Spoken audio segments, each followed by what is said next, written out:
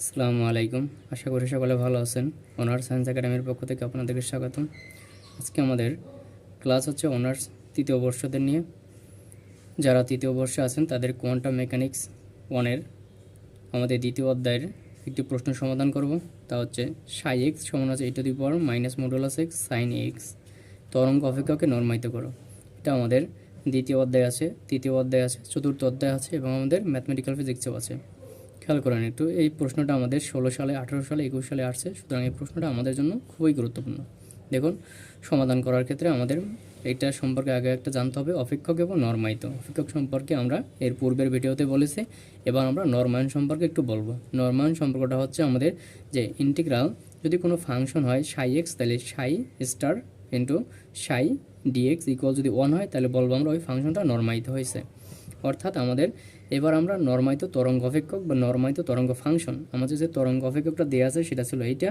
এবার আমরা নরমায়িত তরঙ্গ ফাংশন ধরে নেব। যে মনে করি নরমায়িত তরঙ্গ ফাংশন হচ্ছে সাই প্রাইম এক্স সমান হচ্ছে A into e to the power minus modulus x sine x. এখানে এ হচ্ছে আমাদের নরমায়ন ধ্রুবক, এ হচ্ছে নরমায়ন ধ্রুবক, যে বা নরমায়নের আমাদের আইগেন মানও বলা যেতে পারে। নরমায়ন ধ্রুবক বা নরমায়নের আইগেন মান।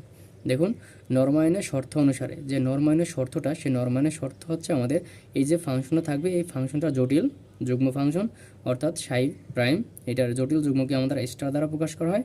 আর এখান থাকবে আমাদের সাই এক্স ডিএক্স ইকুয়াল হচ্ছে আমাদের 1।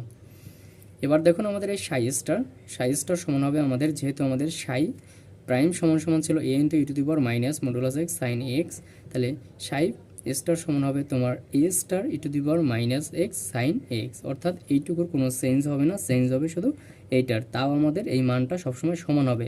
এ এবং এ স্টার এই মান দুইটা সবসময় সমান হয়, কারণ এখানে একটা শর্ত আছে, আমাদের আইগেন মানটা সবসময় বাস্তব হবে, আইগেন মানটা বাস্তব হবে।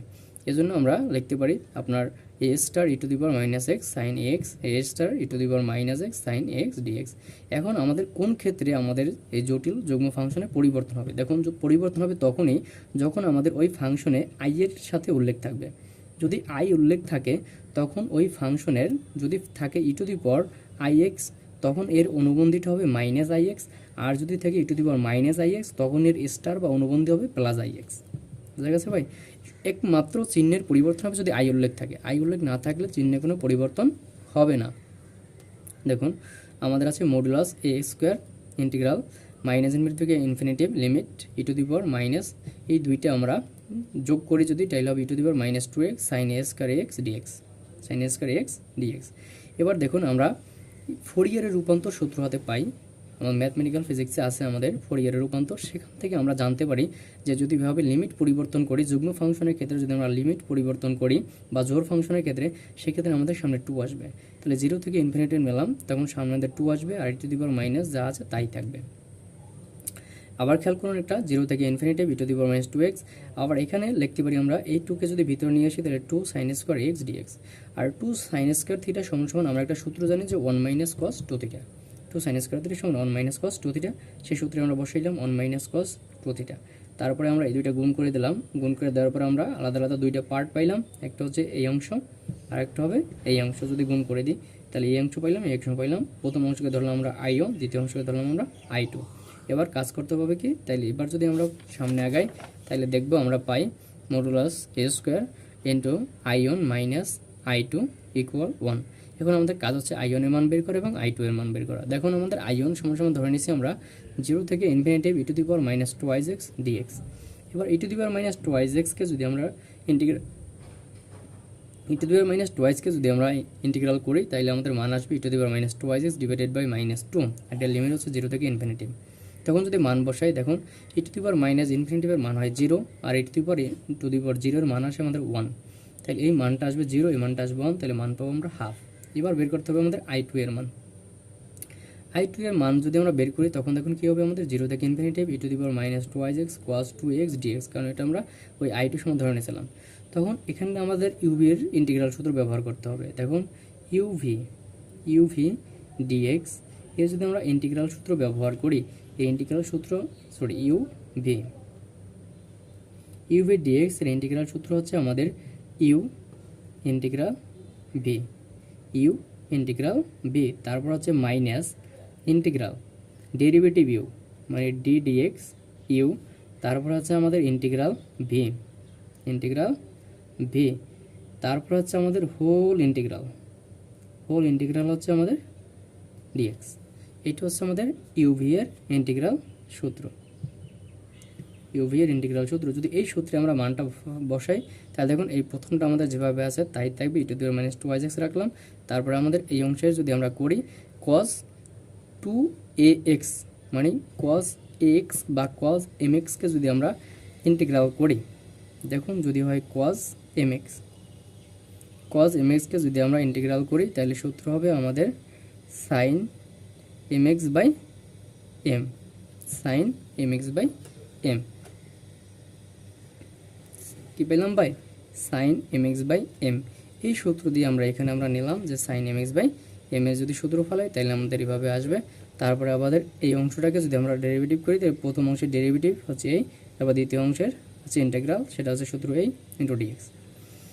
তারপরে দেখুন আমাদের এই পার্টে যদি আমরা মান বসাই তাহলে এই পার্টের মান আসে আমাদের 0, কারণ sin 0 ডিগ্রির মান 0 আর এদিকে ইনফিনিটিভের মান আসবে আমাদের 0, সুতরাং এই পার্টের মান আসবে 0। আর এই পার্টে যদি আমরা কল্পনা করি তাহলে দেখুন এই মাইনাস আর এই মাইনাস হবে আমাদের প্লাস, আর এই টু কাটা যাবে, থাকবে 1/a, এইটার আবার থাকবে integral e to the power -2x sin 2x dx। এবার sin 2x dx কে যদি আবার এইটাকে সূত্রে ফেলাই, এই অংশটাকে যদি আবার ইউভি এর সূত্রে ফেলাই, তখন আমাদের এভাবে দুইটা সূত্র আসবে, কারণ sin 2x কে যদি আমরা ইন্টিগ্রাল করি তাহলে হবে -cos 2x by 2a, -cos 2x by 2a, তাহলে আমরা পাবো 1/2a স্কোয়ার। আর এখানে আমাদের 0 থেকে ইনফিনিটি যদি বসাই তাহলে প্রথম অংশে মান আসবে 0 আপার লিমিটের জন্য, দ্বিতীয় অংশে মান আসবে আমাদের 1, -1/a স্কোয়ার, মানে এই a আর এই a মিললে হবে 1/a স্কোয়ার। আর এই অংশে যেভাবে আছে সেভাবে আমরা রেখে দেবো। তাহলে দেখুন এই অংশ আমাদের হবে কি i2 এর সমান, অর্থাৎ আমরা লিখতে পারি 1/2a square -1/a square into i2। এবার এই i2কে আমরা বাম পক্ষ থেকে যদি ডান পক্ষ থেকে যদি বাম পক্ষে নিই তাহলে আছে মাইনাস হবে প্লাস, আর আছে 1/2a স্কোয়ার। এখান থেকে আমরা i2 সমান এই মানটা নিতে পারি যে 1/2a স্কোয়ার, 1/2a স্কোয়ার। তারপরে দেখুন আমাদের যে i2 সমান হচ্ছে a square divided by a square plus 1 into 2a square সমান থাকবে 1/2a স্কোয়ার প্লাস 1। এবার i1 মাইনাস i2 বের করতে হবে, কারণ আমাদের পূর্বের সমীকরণে ছিল a মডুলাস a স্কোয়ার সমান আছে i1 into i1 minus i2। তাহলে i1 মাইনাস i2 এর মানটা যদি আমরা বের করি তাহলে মান পাবো আমরা a square divided by 2 into a square plus 1, a square divided by 2 into a square plus 1। এবার দেখুন এই মানটা যদি আমরা 1 নং সমীকরণে বসাই তাহলে আমরা লিখতে পারি যে 1 নং হতে পাই modulus a square into a square divided by 2a square plus 1 equal হচ্ছে আমাদের 1। এবার এই মানটুকু যদি আমরা এপাশ থেকে ওপাশে নিয়ে যাই তাহলে আমরা মান পাবো a এর মান, a স্কোয়ারের মান, সেখানে আমরা রুট করলে পাইতেছি আমরা a এর মান। এটা হচ্ছে আমাদের মূলত নরমায়িত তরঙ্গ ফাংশনের অপেক্ষকের আইগেন মান বা নরমায়ন ধ্রুবকের মান। এই মানটা যদি আমরা সেই নরমায়িত যে আমরা তরঙ্গ ফাংশন ধরে নিয়েছিলাম সেই তরঙ্গ ফাংশনে যদি আমরা বসাই, দেখুন আমরা নরমায়িত তরঙ্গ ফাংশন যে ধরে নিচ্ছি সেই নরমায়িত তরঙ্গ ফাংশন হচ্ছে আমাদের যে সাই প্রাইম এক্স সমান a into e to the power minus modulus x sine a x. অর্থাৎ মূল কাজ হচ্ছে আমাদের এই মানটা আমাদের ওই পজিশনে এ এর পজিশনে বসানো। তাহলে এর পজিশনে যদি আমরা এই মানটা বসাই তারপরে বাকি যে আমাদের মান ছিল ওটা ওভাবে বসে যাবে। সুতরাং এইটা হচ্ছে আমাদের নরমায়িত তরঙ্গ ফাংশন, নরমায়িত তরঙ্গ ফাংশন। আশা করি আপনারা বুঝতে পারছেন। যদি কোনো সমস্যা থাকে অবশ্যই কমেন্ট সেকশনে জানাবেন এবং আমাদের এই ভিডিওটা যদি ভালো লেগে থাকে আপনার বন্ধুদের কাছে শেয়ার করে দেবেন। ধন্যবাদ সকলকে।